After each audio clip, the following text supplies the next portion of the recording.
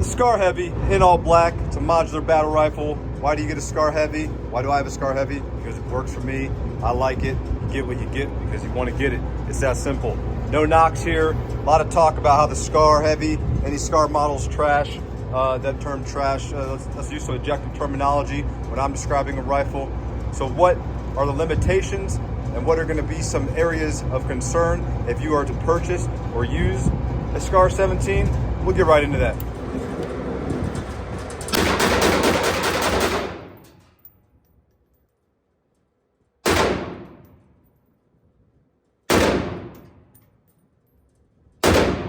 It's a hammer forged chrome lined barrel. 7.62 and 3.8 are going to go down reliably. The polymer telescoping stock has a cheek riser if you need to use it. It's going to feel good. This comes in at right around 8 pounds, and it's a gas piston rifle. Plenty of pick rail up front to do what you need to do. 2-setting adjustable gas block, which you probably change out.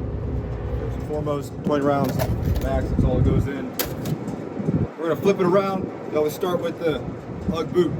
So when you get this rifle, now in days past and even today you get a new one, this can be really gritty and hard to move.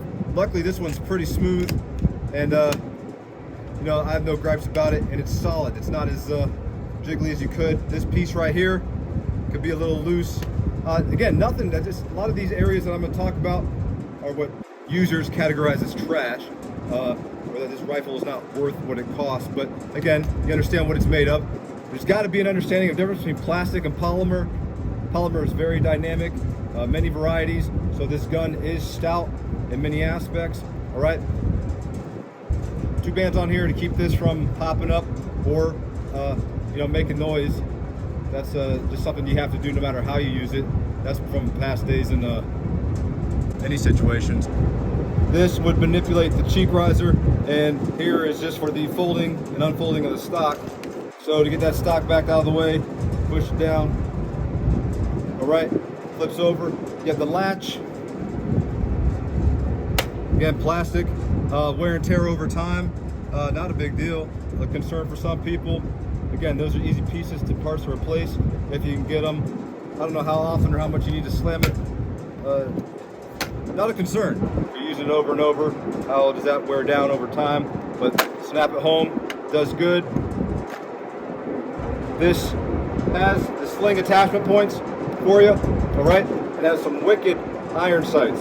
I'm not going to go down into a full spec sheet on this rifle. I'm getting into whys and hows and the reasons behind owning this rifle, and how much of a blast it is to shoot, manipulate, use, operate with, however you want to categorize it. So coming in, it gets a lot of concern about what you can do with the grips and what you can do to make it your own.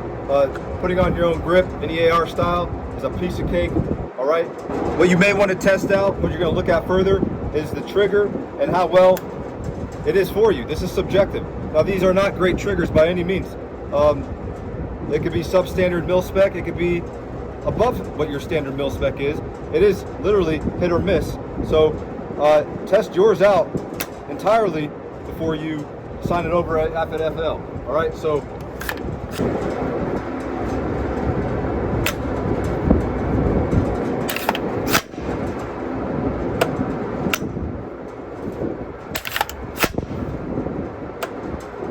yeah, a little bit of luck in that.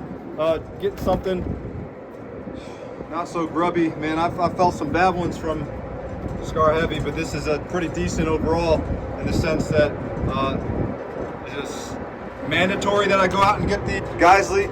No, well, luckily that's something that I have anyways. Yeah, I'll put that in when we go down to the actual range, and after I do the accuracy test for the videos with a stock trigger, which is going to be just fine for accuracy.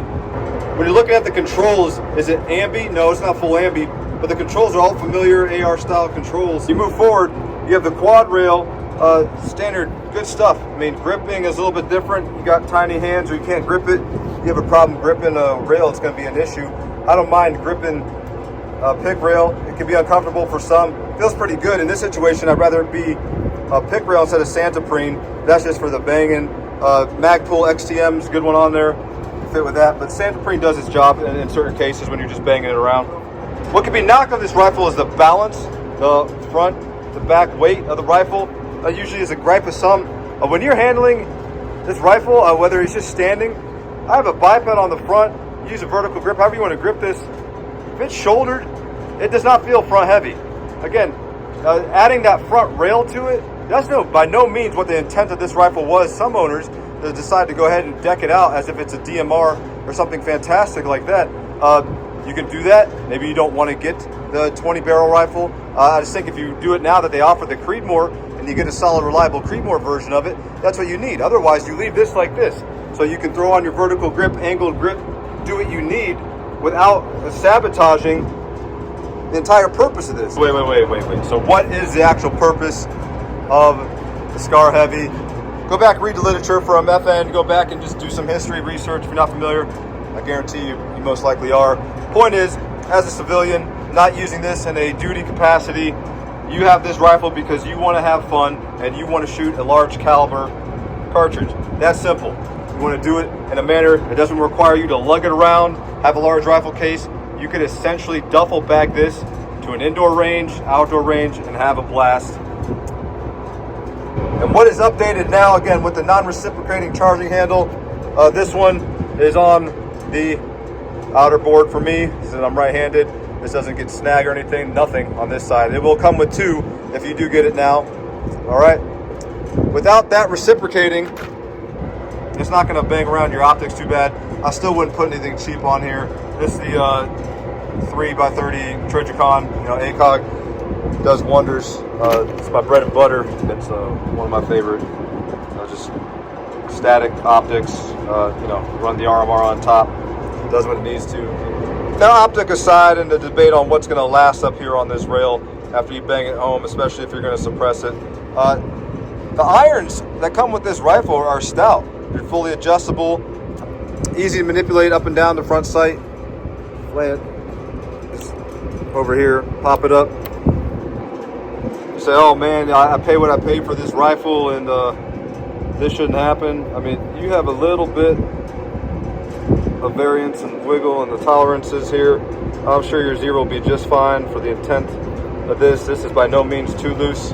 If you look at some, and I'm going to say, if you look at some, you got to take ownership of what you're signing for. Make sure this stuff isn't loose. It should be built quality from the factory. Just like anything, when you get this, you make sure you're testing everything out, making sure this is on tight. I mean, things do happen, right? From the front end standpoint, on a Scar Heavy, if you're not going to use this lock nut, you want to take the compensator off. This does very well. You're going to need a shoulder ring to run any device that you want to run, or if you're going to add a suppressor. Again, I'm always rocking Surefire, and you use the shoulder collar to add some more meat to this, because if you take this off and there's no shoulder for the threads there, you can dick up the barrel. So just watch out for that. This is nuance to this rifle, and nuance does not indicate trash or poorly engineered weaponry. All right, that's my point about doing this video. Pretty low key. You like what you like, you don't like it. If you have an issue with a manufacturer, oh, I get it. There's some stuff I don't understand, but hey, handle your own business. Yeah, so I'm gonna stop jiving about it and just show some controls. I think the fire controls easy to manipulate. Mag release, great. This side, mag release, paddle, slap it home when you're switching out. It's good shit. I mean, no gripes. Rack and played.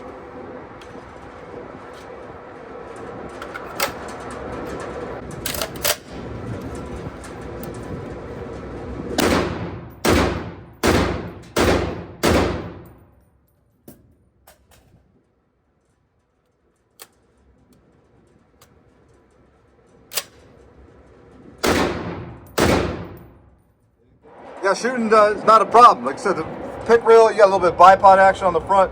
That's easy to hold up.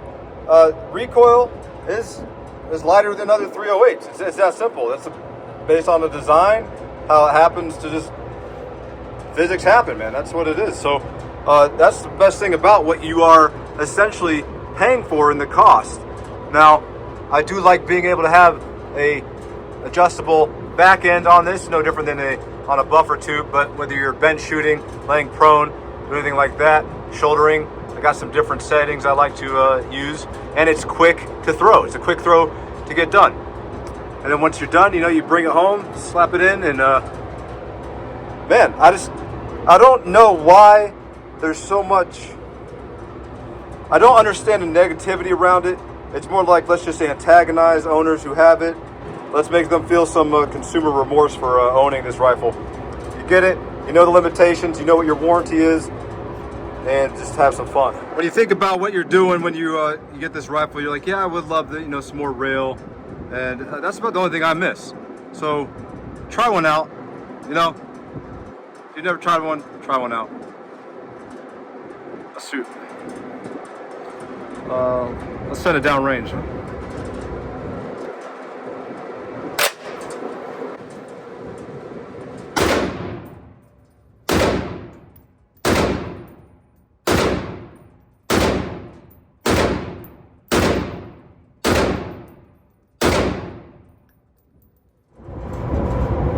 Oh yeah, I could easily go all day shooting this.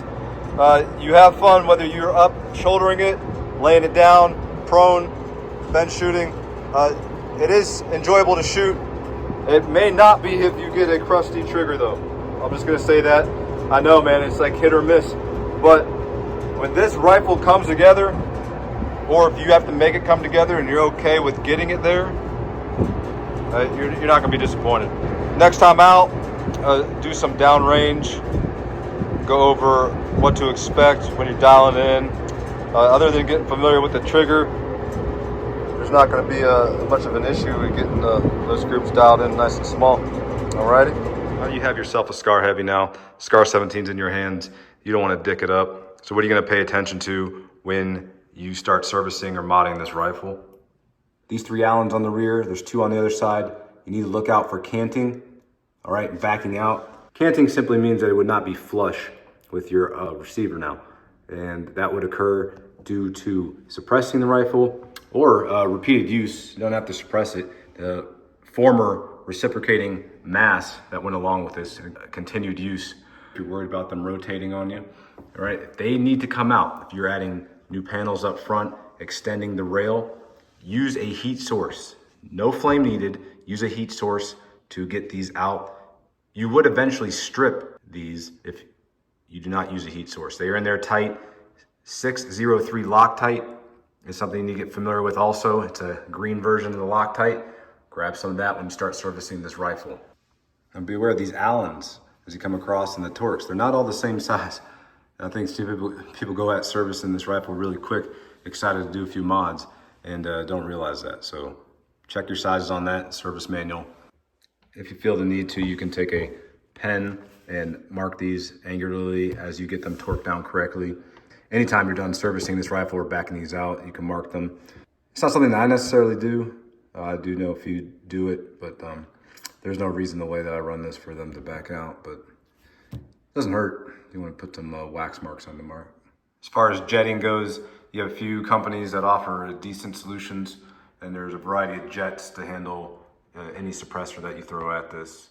Another major point, this is the polymer stock that comes with the Scar Heavy.